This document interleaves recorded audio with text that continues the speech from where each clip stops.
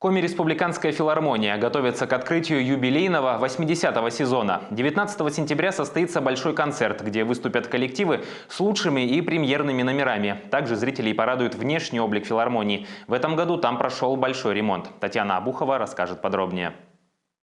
О том, что театр начинается с вешалки, в филармонии не забыли. Полностью обновлен нижний этаж. Новые тумбы, стулья, металлические конструкции. Ремонт подобного масштаба не проводился здесь больше 15 лет. Юбилейный сезон в обновленном виде. Почти 13 миллионов рублей направили в этом году на ремонт фойе и кассового зала. В следующем году планируется привести в порядок гримерные артистов. При ремонте сохранили уникальную настенную роспись коми-художника Василия Игнатова. История о Як-Морте. Визитная карточка филармонии. Панораму мы это оставили, потому что, на мой взгляд, это, наверное, уникальное творение наших художников. Она была создана в 1976 году. И хочу сказать, наверное, рука не поднимется. Действительно, вот такую красоту отсюда убрать. Мы постарались при помощи дизайнера все-таки как-то сохранить ее в этом стиле.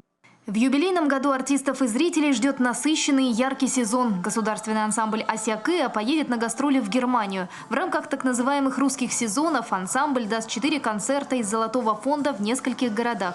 Премьерой сезона станет концертная программа «Ожерелье Финно-Угории», посвященная культурам финно-угорских народов России. Песни будут звучать на языке удмуртов, марийцев, мордвы. С произношением артистам помогали приглашенные специалисты. Коми-традиция представит постановка «Весенняя сысола».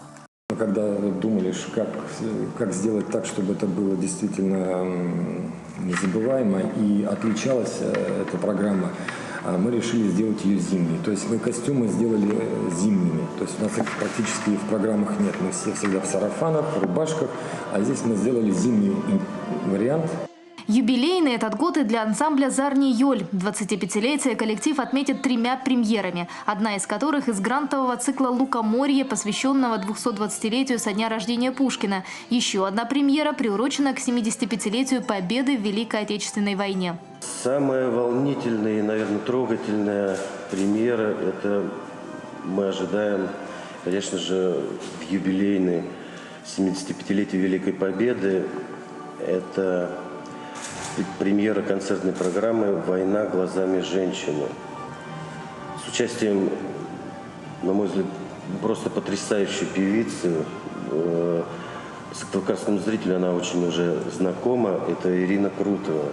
Юбилею Великой Победы будет посвящен и традиционный хоровой концерт. Прозвучат композиции Родиона Щедрина, песни на стихи Александра Твардовского. Мы сделаем музыкально-литературную композицию, которую мы назовем «Музыка войны». Мы возьмем необычные массовые песни, которые мы слышим с вами каждый год на 9 мая на концертах. Да, и даже их используют, в общем-то, и в концертах 23 февраля. Мы возьмем сочинения классиков, может быть, зарубежных и русских. Из новых форматов работы филармонии так называемый виртуальный концертный зал. Любителей классической музыки здесь ждут уже 23 сентября на трансляцию выступления Национального симфонического оркестра под управлением Владимира Спивакова. Татьяна Абухова, Андрей Иванов. Вести Коми.